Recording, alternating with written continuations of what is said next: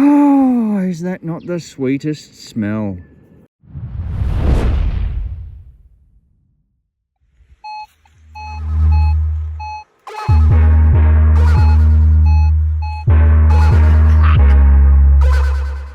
Yeah.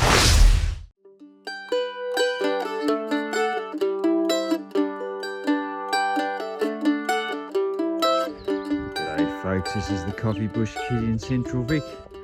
I am back out where I have just been with the 15 by 12 Minelab coil on the Equinox 800, where I got just up behind that bush there, I got the Robert Hyde & Co token. And I reckon I've only ever done this with the Xterra, and I reckon my mate Petey has done this with the E-Track. But there's a hell of a lot of signals still in the ground, and we've got some foundations up here. Let's go for a little wander. Sorry about any wind noise that might be around, but yeah, look at this. We've got a good foundation there in the ground. Got some wallage around here. Something has happened here. I'm not sure whether it was someone digging or in fact it is an echidna that was hunting for ants, and I'm half tempted to think it might have been the echidna. So anyway, beautiful little area. We're going to play around here. I've done something I've been meaning to do for a little while too, actually, knowing now that there's lots of signals in the ground. How's this for preparedness? I've got the 6-inch coil. I'm going to play with that, but I've also brought out with me the 11-inch coil. Not as many signals under the coil as the 15-inch, but you know, it's still going to punch down. The 6-inch is going to punch down, and we should be able to get in between everything. And look at that. I've even brought the old stealth spade back out today. So we'll have fun here. Beautiful area. Look at this. Last days of winter, and we have beautiful sunshine and beautiful clear central Victorian skies. Oh, it's going to be a brilliant morning. We'll see what we can find. Alrighty. There's where my 11-inch is. I've gone up along here. I've done around there-ish, in all around there, back down along the edge of this embankment that we can see here. Yeah, there's a big nail that gave me a good signal, and there's a lot of iron in the ground. So now I'm just working my way doing this flat spot. Here in amongst everything, I kept getting this 31, 32 signal, but there's lots of iron. You keep getting 18, 19, 20s, but then they go for a long way. And you go, oh yeah, it's a piece of steel, no worries. I can't show you on the Equinox at the moment because I've disturbed it. I have flipped this over and something was looking at me. I've just put it back just for the dramatic effect. But I haven't touched it, so I don't know exactly what it is. But, you know, when we're starting to get 31, 30, 31, 33, I'm saying token outright. So let's turn this back over. Oh, yeah, that's strange too. Look at that. That's not what I was looking at. Let's see what it does anyway. Yeah, it's not really going much. That one is though, isn't it? I reckon that'll be the top. Oh, no, something irony, but it could be a button. Might be just the top of a bolt. Don't know. Let's put it there. But what I saw looking back at me, I think it's under here. No, it's not under there. It's the trouble when you play the dramatic reveal. Oh, there we are. Look at that. Everyone see that? Look at that big bugger. Oh, again, that's thick and heavy and juicy, and I reckon that's going to be a token, but there's only going to be one way to find out. But isn't that magnificent? That was in a lot of plip-plop. We got that out, but let's find out what we have got. Well, there we go. Lady with the scales, Australia. Cornucopia, the bay, there's a ship there. Scales of justice. Who have we got? Well, we have R. Parker. Now, he was an ironmonger in Mirrabul Street, Geelong. They're a reasonably common token. Any token's a great token to find, and this is a great token. It's in good nick too. Funnily enough, Parker's store is now no longer in Mirrabul Street because they shifted Mirrabul Street. I think it's about 50 metres or so towards the bay. But the building is still there. It's a big building. I think they did actually have it turned into a restaurant, but that was back near the turn of the century, this one, as I remember it being in Geelong. Anyway, that is brilliant. That was in amongst, as I said, a whole lot of plip-plop. And we found it with the mighty little 6-inch coil. So it wasn't, what are we going to say, 4 inches deep? But it's a little hard going. There's a lot of rubbish in the ground, which is why with a bigger coil you may well struggle because of all the signals vying for attention. This one was vying for attention, and by geez, we caught it, or it caught us, whatever way it goes.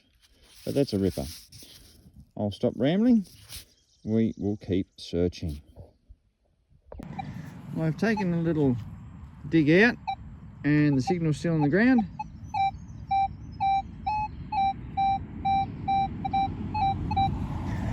I have spied it around the corner, and we can probably spy it, I don't know, somewhere down in there. Oh, there we are. Look at that.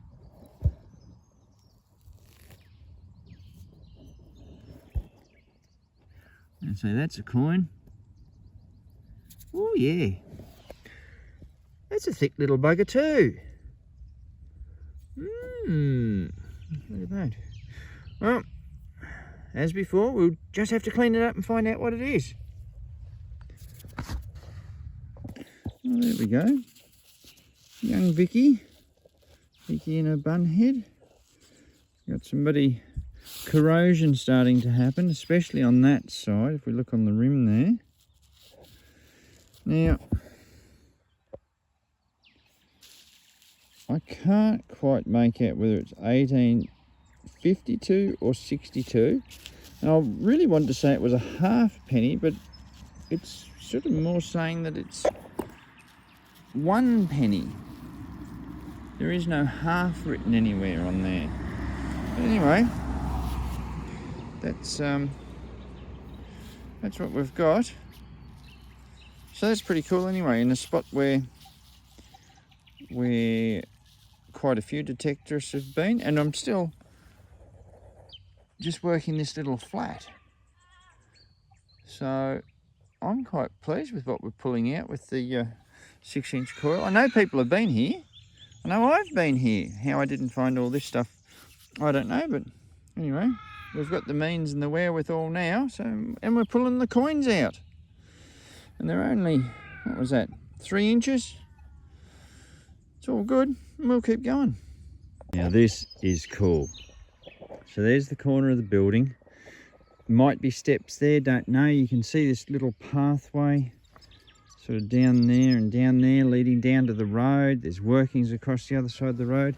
Here is where I got the penny, the 1865, 52, 62 one, whatever.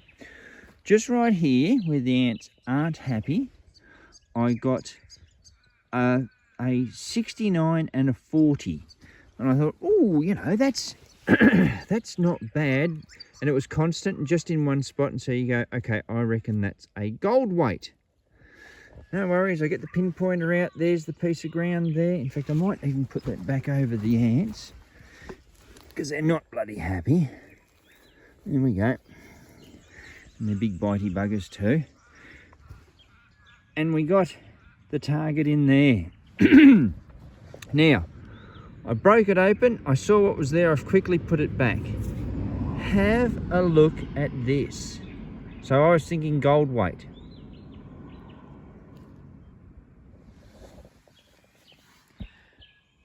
Nope, we are not looking at a gold weight. We, I believe, have ourselves a medallion for the Wesleyan Church. We'll clean that up. There should be a guy on the front there. John Wesley or whoever it was that started it. Anyway, we will clean that up and we'll see what we've got. But this is pretty bloody cool stuff. We're back with the antique. Now there we are. There's young John Wesley. I think his name was John. This is the best. Well, I've only found one other one. So this is in brilliant condition. Look at the bloody curls in his locks. What's it say on the other side? With slight silvering, we have the Jubilee of the Wesleyan Methodist Church in Victoria, 1886. There's even something written around the bottom there, which may well be the makers. Anyway, I can't see that at the moment. But that is a magnificent find. Oops, fingers are in the way. Hey, how cool is that? As I say again, this is something that everybody man and his dog's been over, but I reckon because of the amount of trash here, he couldn't get down. These aren't deep signals. These aren't deep signals at all. But that is just brilliant. So, man, the 6-inch coil and the Knox 800, well, we'll keep going. All right, this is getting serious and I'm getting a little bit excited. So, I got my penny, the medallion. You can see this pathway, like it funnels in. Now look, someone else has been here. They've removed that clod out of there and they haven't put it back. They've dug there. I don't think that'll be an echidna. I think that someone has dug there, and again, they've not filled in their holes. Now, so I've come this way, and I've got a signal here. In amongst a bit of stuff, there's still a 34 somewhere down in there, but I got a 26, 27, and I just managed to get it in one spot. It's in there. Now, in this clod, it came out with that, and I got those 3 pieces of steel. All right, no worries. Now let's do this on the knee, and hopefully the sun might turn around this way. Hopefully not get got by the ants. So this is the clod. How can I do this? This is the clod that those pieces of steel came out of. So I've gone, yeah, no worries. Still check it. There's still a signal in there, and you go, okay, look, it's probably, laws of probability, another piece of steel. So I've broken it open. Okay, and I've checked it. Can you see that? In with the steel. I've got to do this through the viewfinder so I can see what I'm up to. Look at this. Look at that. Oh, yes. And you know what we've got to do right now, don't we? Because this, someone else has been here digging, left holes open, and they've missed that. Everyone exhale. Inhale. Oh, is that not the sweetest smell? There we go. Well, that looks like he's, Edward the 7th, threepence. So that's anywhere between 1901 and 1910. But that's a British one. We won't bother wiping that. I'll get the squirty onto it, Alan, and we will clean that up. But, you know, there we are. A piece of silver with 3 bits of steel around it. And the mighty little 6-inch coil. Oh, geez, I love that thing. Found it all. So, let's clean it up, see what we've got. And there we are. There you go, Eddie. There's our little Edward the 7th threepence. What year? I'll tell you. There we go. 1903. Isn't that side in glorious condition? That is a ripper. So, amazing what you can pull out with a bit of discrimination and a bit of care with your detecting and that. Now, what I meant to tell you too, see that piece of stuff there? That was with the medallion. So, whether that be lead or something, I don't know, maybe brass, not sure. But that was with the medallion, masking it as well. Oh, a token, silver, a medallion. The day is great. And we've, oh, I suppose we've been here, what is the time? An hour and a half-ish. So that's pretty good. We'll see what else we can get.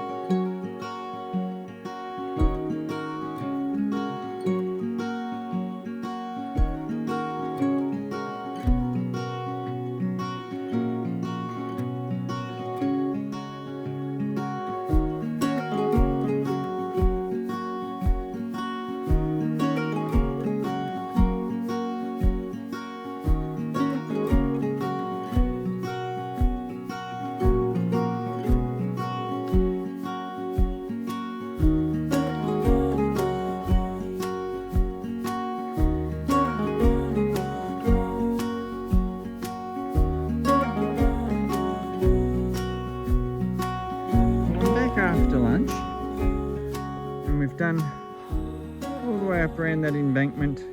I haven't done that one where all the diggings are totally, and I haven't run up the embankment around there, but we've done where the house was, where the dwelling was, and sort of in line here with the front. I've still got all through there.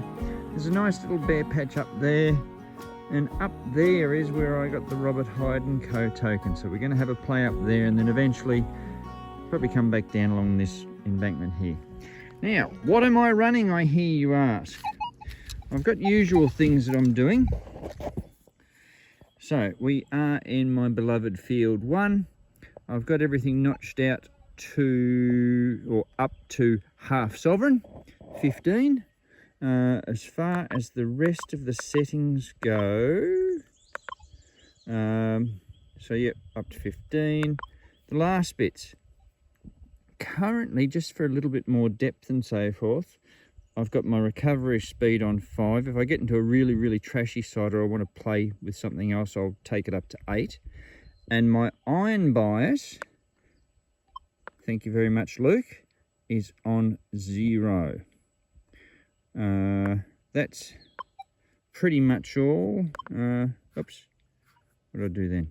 Should have done that. Need to do that. Right, and my sensitivity, I'm running on 24.